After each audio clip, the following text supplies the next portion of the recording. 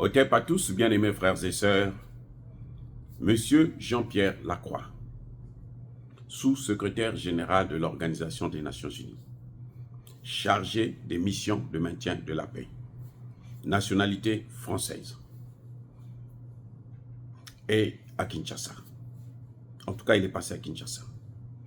Monsieur Jean-Pierre Lacroix, son travail aux Nations Unies, c'est quoi? C'est organiser toutes les missions des Nations Unies dans les pays. Quand vous voyez qu'actuellement les missions des Nations Unies, c'est seulement en Afrique, ou au Centrafrique, en RDC, c'est ce monsieur-là qui organise ça. C'est ce monsieur-là qui maintient ça.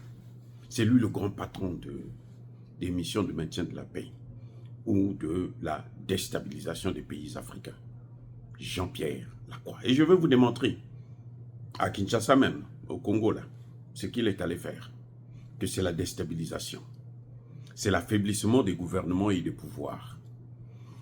Ce poste de sous-secrétaire général de l'Organisation des Nations Unies, un poste qui est quasiment, qui fait de lui la deuxième personnalité de l'Organisation des Nations Unies, a toujours été occupé par un Français depuis la création de l'ONU, depuis 1945. Qu'est-ce que cela signifie? Cela signifie que dans ce monde-là, dans tout le monde entier, là, il n'y a pas quelqu'un qui est plus intelligent que les Français pour occuper ce poste. Je reprends. Dans ce monde-là, il n'y a pas quelqu'un qui est plus intelligent que les Français pour occuper ce poste. Et on nous dit, on nous fait croire que l'Organisation des Nations Unies est une organisation qui respecte la démocratie. Elle va donner des leçons de démocratie ailleurs et elle a des dictateurs, des gens qui sont inamovibles à certains postes.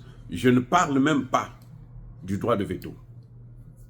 Parce que le droit de veto, là, c'est encore plus grave. Je parle de ce poste particulier-là, où il n'y a que, forcément, un Français. Vous savez pourquoi?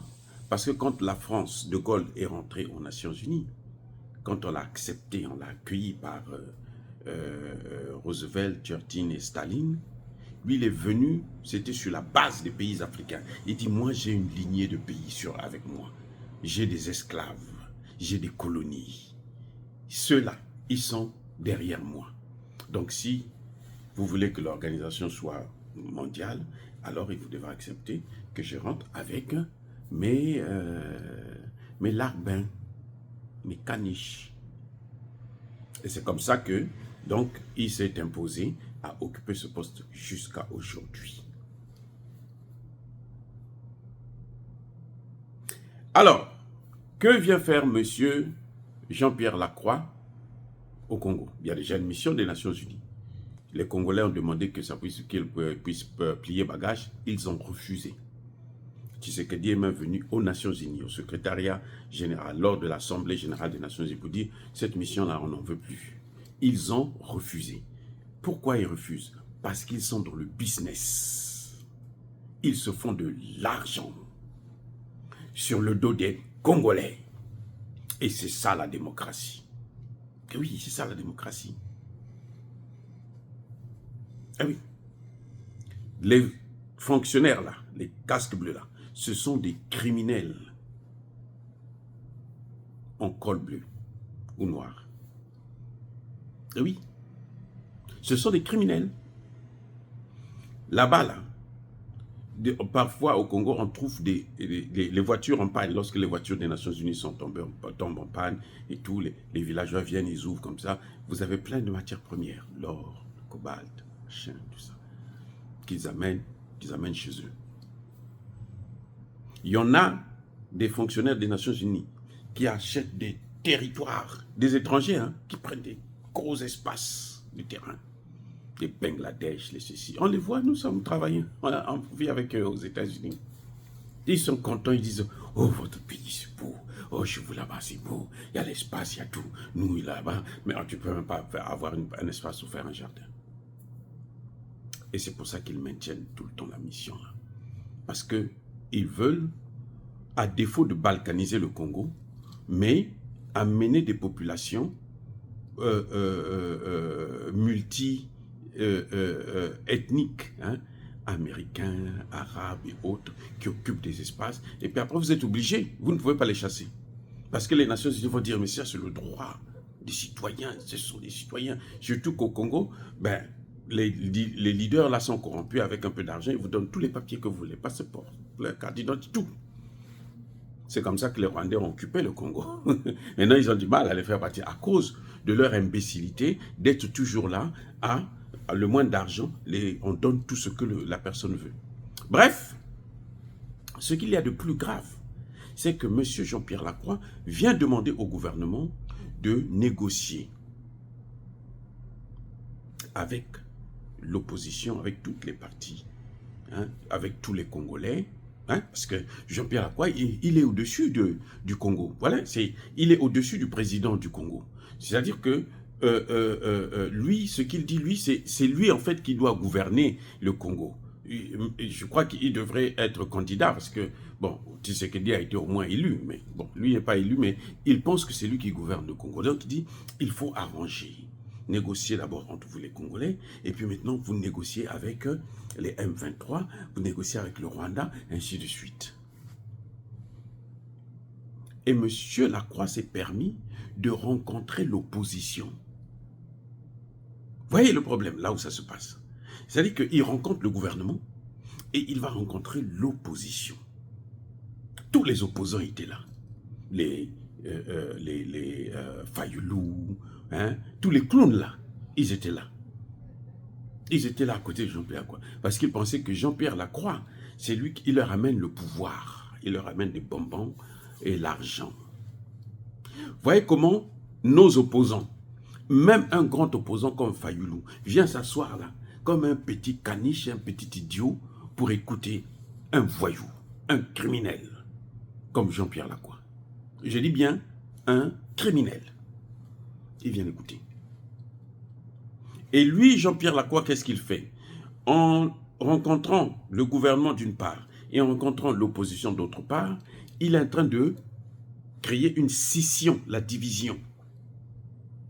Et de dire que non, il y a d'une part Tshisekedi, mais il y a d'autres qui ne veulent pas de Tshisekedi, qui sont contre Tshisekedi. Alors que l'opposition, elle est là pour construire avec l'exécutif qui est là, le pouvoir en place, une nation prospère. L'opposition, moi je pense, hein, bon, Martin Fayoulou comprend l'opposition comme il veut, hein, puisqu'il est éternel opposant, il est opposant même quand il a perdu les élections. Dès qu'il a perdu seulement les élections, lui, il est déjà rentré dans l'opposition. Et l'opposition, c'est tout faire pour que celui qui est là puisse échouer, pour poursuivre les intérêts, un agenda caché des puissances occidentales. Eh bien, les opposants au Congo ont un problème. C'est que s'ils ne sont pas financés par Kagame, ils sont donc financés par les puissances occidentales ou les multinationales, c'est tout. Il n'y a pas d'autre alternative. C'est pour ça qu'ils font l'opposition. C'est-à-dire qu'eux, ils sont là pour tout faire, pour que la volonté des multinationales, qui est celle des puissances occidentales, qui sont là pour piller le Congo, pour voler tout ce que le Congo a fait, comme matière première, ils utilisent donc cette opposition. C'est pour ça que Jean-Pierre Lacroix peut les appeler, et puis ils viennent. C'est-à-dire que quand il les convoque là, ils sont tous contents. Vous les avez pas vus, les images, ils sont tous en veste. Ils sont tirés à 4 épingles, malgré la chaleur qu'il y a là. Ils sont bien en veste. Pendant que les Congolais sont en train de mourir de faim. Jean-Pierre Lacroix vient parler des négociations au Congo. Mais pourquoi il ne parle pas des négociations en Ukraine? Les opposants là, ne peuvent pas se poser la question. Mais Tshisekedi, pourquoi il le laisse se balader comme ça? Un diplomate n'a pas le droit de circuler dans un pays sans autorisation. Un diplomate. Eh oui. On avait vu il n'y a pas longtemps, il y a quelques années, un diplomate italien qui s'est retrouvé vers Goma et puis qui a été, qu'on a assassiné. Sa place, là, c'était pas là-bas. Ambassadeur, hein, de Kinshasa à Goma, c'est plus de 1000 kilomètres. Lui quitte là-bas en voiture, comme s'il était en Italie. Et il est allé trouver la mort. Et vous voulez que les Congolais puissent pleurer. Et on l'a trouvé quoi? Dans des positions, dans des situations compromettantes. Il était parti pour prendre encore les matières premières aussi. Ça part. Comme ça, il va venir en Italie, il va venir vendre. Et se faire de l'argent. Donc, quand Jean-Pierre Lacroix fait ça, il rencontre le pouvoir, il rencontre l'opposition, il est en train de diviser le Congo. Et il est en train d'affaiblir le pouvoir en place. Et donc, les échecs de Tshisekedi concernant la sécurité dans l'Est du Congo, ce n'est pas à lui seul que ça incombe, mais avec l'opposition aussi. Parce que ce sont eux qui vont prendre les étrangers, qui les amènent pour pouvoir travailler avec eux. Qui leur donnent, qui ouvrent la porte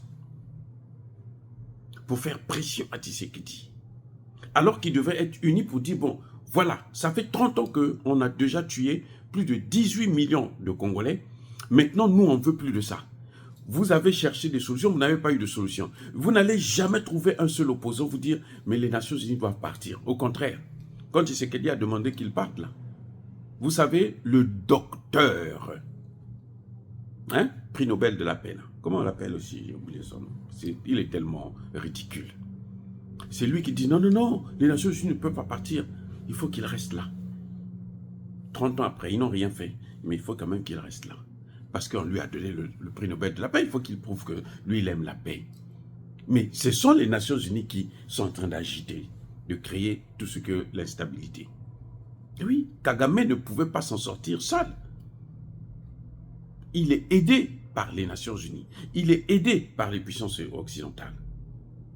Ce sont eux qui font sa publicité comme si le Rwanda était devenu un Eldorado. Alors que, mais quand vous quittez comment on appelle ça, Kigali, c'est fini, vous allez revoir la pauvreté. Hein?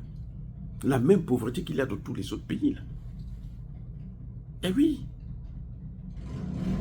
Mais les Occidentaux vous font croire que c'est un modèle de développement. Non. Le Rwanda est hyper, super endetté. Je ne sais pas si vous le savez. Ah oh, il est super endetté. Il est plus endetté même que le Congo démocratique. Vous voyez? Donc, il y a quelque chose. Ce Jean-Pierre Lacroix, il n'a rien à foutre. Je crois que les autorités congolaises, M. Tshisekedi devait commencer maintenant à prendre ses responsabilités, à arrêter de recevoir n'importe quel idiot.